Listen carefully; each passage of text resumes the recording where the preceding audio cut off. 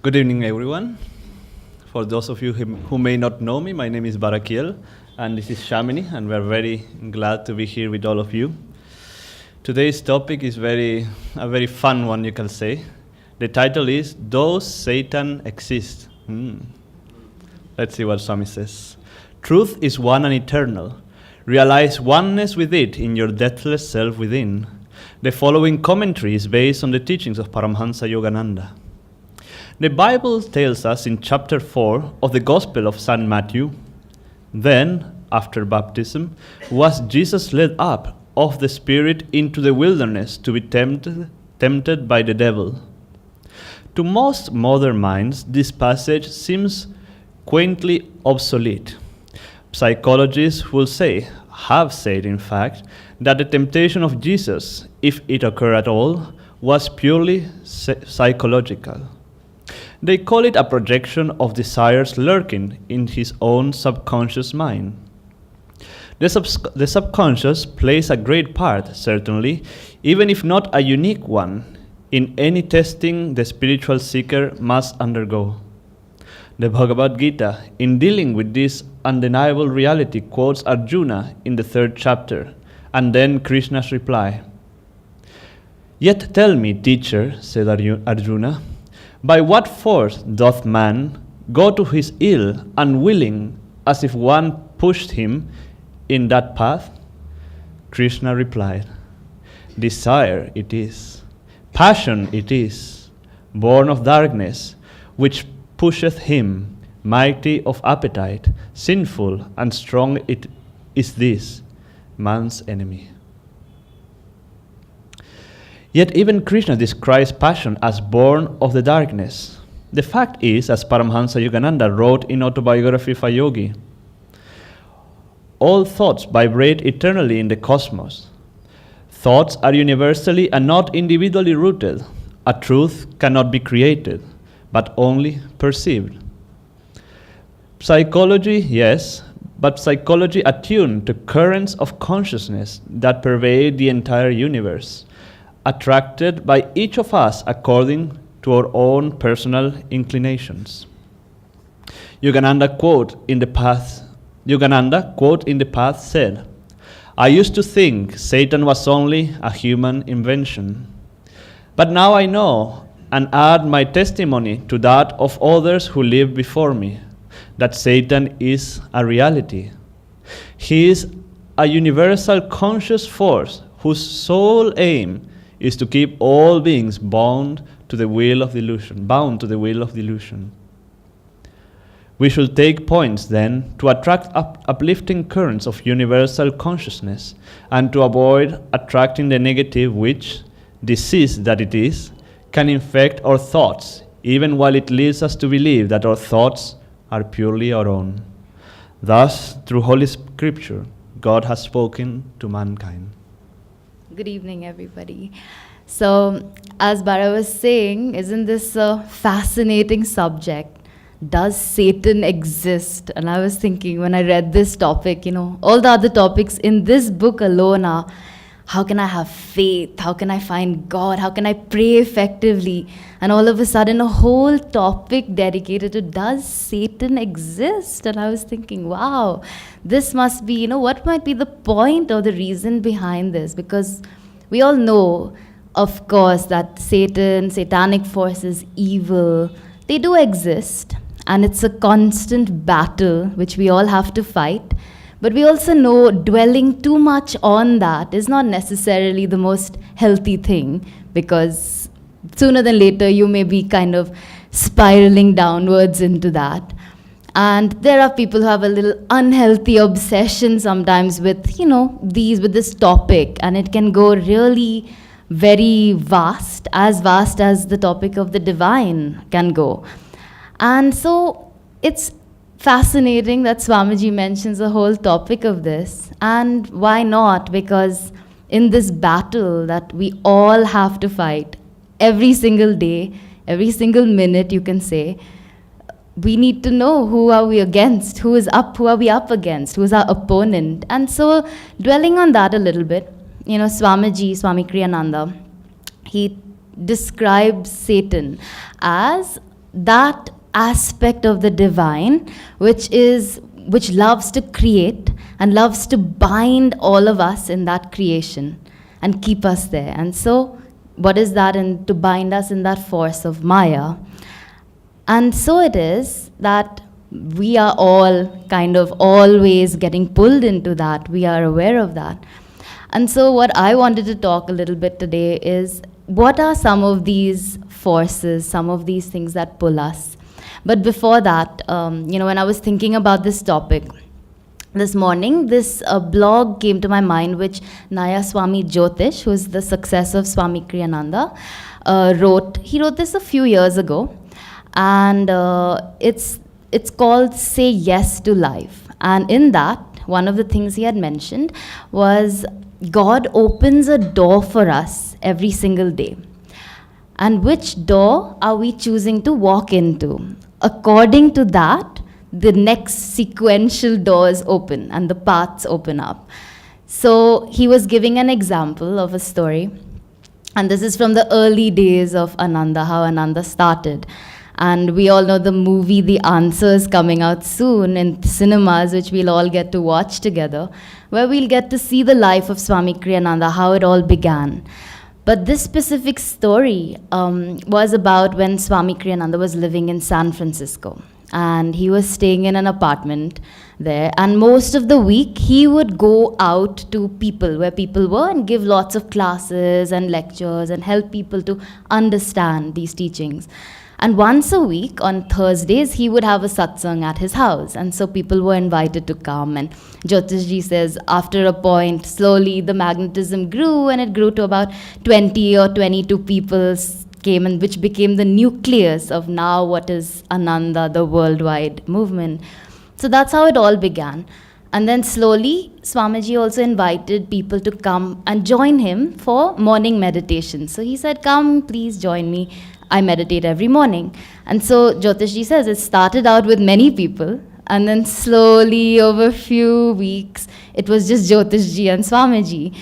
And Jyotish was always so confused about this. He says, why didn't more people grab that opportunity to meditate with Swamiji? And he just says, that's the thing. God opens these doors, gives us opportunities every single day. And if we choose to walk into that opportunity, our lives completely change. And so he says, if I hadn't attended those Thursday satsangs and those meditations with Swamiji, my life would most probably be completely different. It wouldn't have been as expansive as it has been, right? And so for all of us too, what are these forces, these satanic pulls that pull us down? Let's just think about that for a moment. I'll touch on a few. We can all think of many, starting with the morning when an alarm goes off. And whether we choose to hit the snooze button and go back to sleep, or whether we choose to jump up, do our energization, think of God, sit in meditation, that's a door we're choosing. That's an opportunity we get, either to go. And we all know, according to, if I get up and I do my meditation, my day is completely different than if I don't, isn't it? And the same with, that's on one level. We can excuse ourselves there sometimes, but let's go further. What about bad habit patterns? We don't even have to think of, the extremes of drugs and drinking and those bad habits, which are, we know, satanic forces which pull us down. But what about diet? Those heavier tamasic foods, which are just going to pull you down, and sometimes you just can't resist. But the consequences of it. It's going to pull you down. And why satanic? Why divine? It's just according to the flow of energy in ourselves. Either it's going to draw me down, or it's going to lift me up, isn't it so?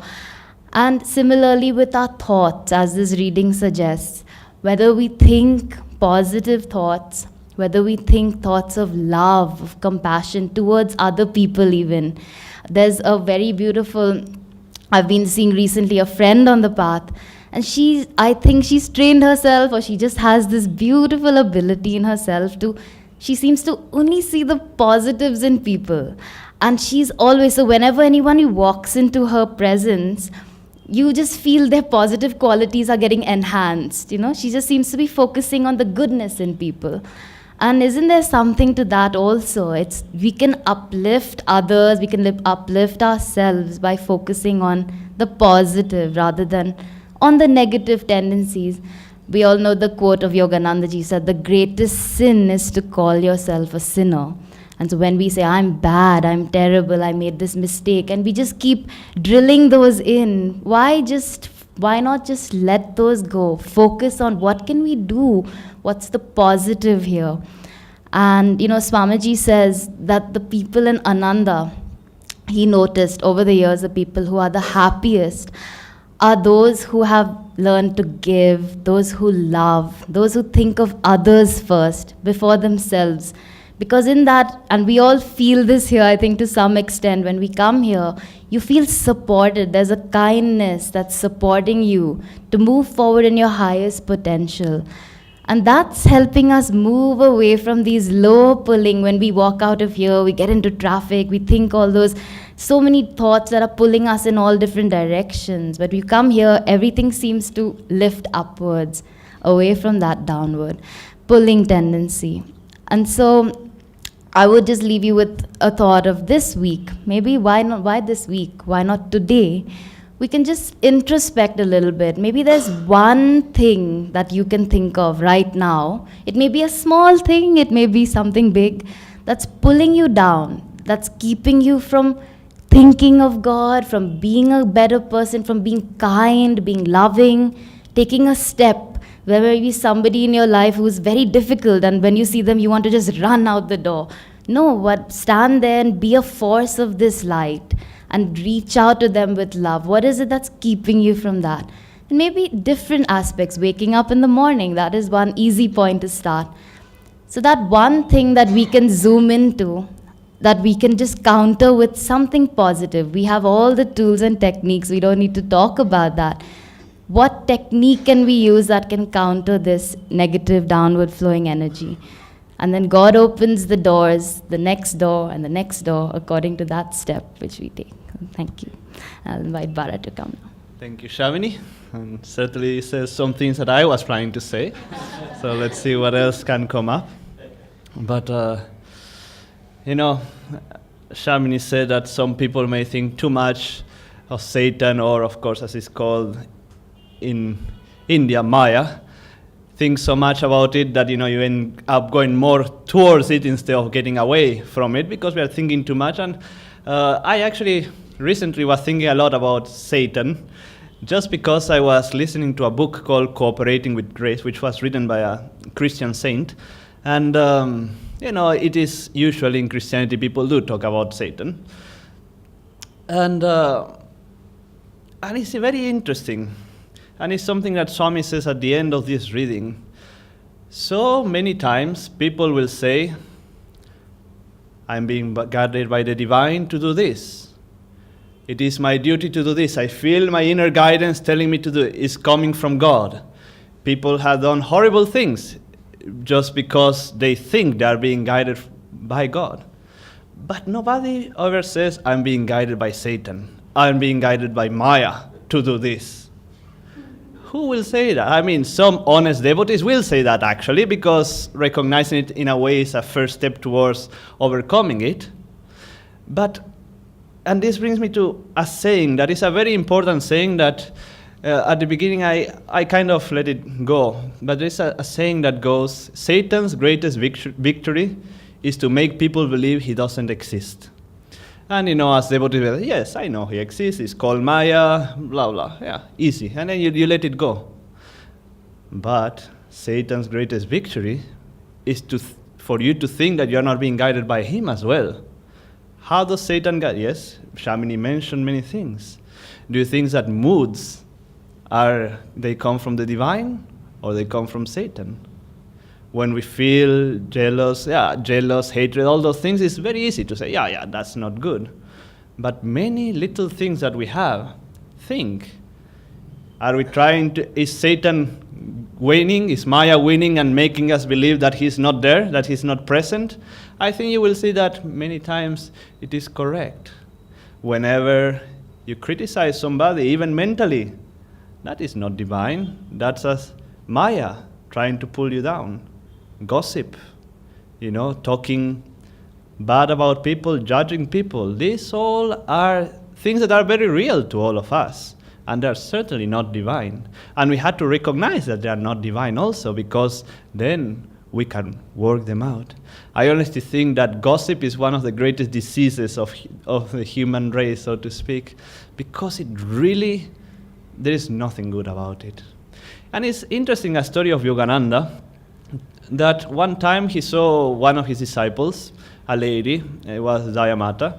She was talking to other ladies, and she was supposedly talking about spiritual topics, I don't know what topics, and all of a sudden, Master burst into the room and said, "What are you doing here? Go to your room and meditate. You are better than that." That he considered even that to be some sort of gossip that they were doing, even though it was spiritual. So we had to be very careful. What are our intentions when we do all of this? And yes, of course, we don't want to think too much like in the negative, as we were saying. But we also don't have to kid ourselves that this Maya is very, very tricky. And he will try to pull you. And the thing is that we all believe it's not affecting us in some way or the other, but it is. Now, in the life of saints, you see this satanic force being manifested in extreme ways. Because they don't kid themselves, so it comes full force to them. And we saw this in the life of Swami Kriyananda and all saints, really. There is no way about it. Whenever you're trying to do something good, you can tell that it's good if you see that opposite forces are trying to prevent you from doing it. There is nothing worthwhile that doesn't have that satanic force trying to come and stop it, because let's face it, it is its job. And it was created by God to do exactly that, to test us, to strengthen us more than anything. Now, I wanted to tell a little story that maybe it may help you see this. And this is a story of a politician. This politician, he had run many campaigns. He was not quite honest, perhaps, in his running the campaigns. And we know how politicians can be sometimes, not all of them, but many can be. And he passed away. When he passed away, the divine God met him at the gates of heaven and said, it is a rule that everyone who comes here has to first go for one day to Hades, to hell, and then they can come and choose where they want to be, or they can come and be in heaven. And, the politician was, oh no, Hades. Who wants to go to Hades, no? And well, I said, okay. And there he went down to Hades. And there was Satan himself that greeted him. But he was very surprised, because Satan, he was looking nice. He had a nice tuxedo, a tie. He was very, very polite. I said, welcome to hell. But anyway, I said, welcome. Please make yourself comfortable. And he brought it to this huge resort. And the politician was very confused. And he saw there was a golf court there, and he loved playing golf. And he said, sir, can I also? Yeah, everything here is for you. You can do whatever you want. And the man was ecstatic, and he started playing golf, and beautiful ladies will come and serve him, snacks and drinks and everything. And he had the best day of his life. And, Satan was heartbroken when this man had to go, because it was only for one day. And anyway, with great difficulty, the man went back to the gates of heaven. And he was a little disappointed. And then the Lord told him, okay, now you can come to heaven if you want. What you will be doing is playing my music in the harp for all eternity. What? And the politician, well, Lord, actually I was thinking that perhaps I think I may enjoy a little bit more being down there, because I'm not a good musician, you see. You understand? And the Lord said, yes, of course, I understand completely. You may go. And then he was very happy, and he went down. And the politician looked around and said, This was not the golf court. It was a very dark place, fire coming everywhere. Satan was not wearing his nice clothes anymore. And the music there, the sound was very irritating. I said, Satan, what happened? Oh, no, yesterday that was my election campaign. Now this is what you get if you are here. Maybe I'm being a little tough in politicians, but so it is with us, always. That is when we go to the senses. It's always like that. The senses, those pleasures promise us so much, but at the end they will disappoint us. And the thing is, they are so attractive to us because it's something that we can get right away, a little satisfaction right away. And then, because we are in duality, will come that pain. But most people will not even relate the pain to the pleasure that they had. Now, as yogis, we know that the more we go into that world of the senses, even when we become negative, yes, there is certain, in negativity there is certain satisfaction, there is power there, but in the end, it will make us really go into that inner state of hell. So we have to be very careful. And what I love about this song that we listen to, the solution is so simple. We don't have to beat up the darkness with a stick, beat ourselves with a stick either. All we have to do is turn on the light. And Masters say, when you turn on the light, the darkness disappears right away as if it never was. Isn't that amazing? And so it is that day by day, as Shamini was saying, choose the right door. Especially at those times. Remember, Master said, the soul loves to meditate. It is the ego that resists it. Every day, whenever you feel like you don't want to meditate, force yourself to meditate a little bit, or force yourself to do something positive. The way to get out of these habits is not by suppressing them, because it will build an energy there that it will explode at some time, and you may even go to them even more. The way to do is by focusing on the light and by finding a replacement for them. So find to those bad desires, those bad tendencies that you have, find their positive aspect, how you can shift your energy towards them, and you will see the light will turn on, and those things will go away. Because the thing is, the spiritual truths, sometimes they take a little longer to bear fruition. But when they do, there is so much joy that even thinking about those things, it disgusts you. It really does.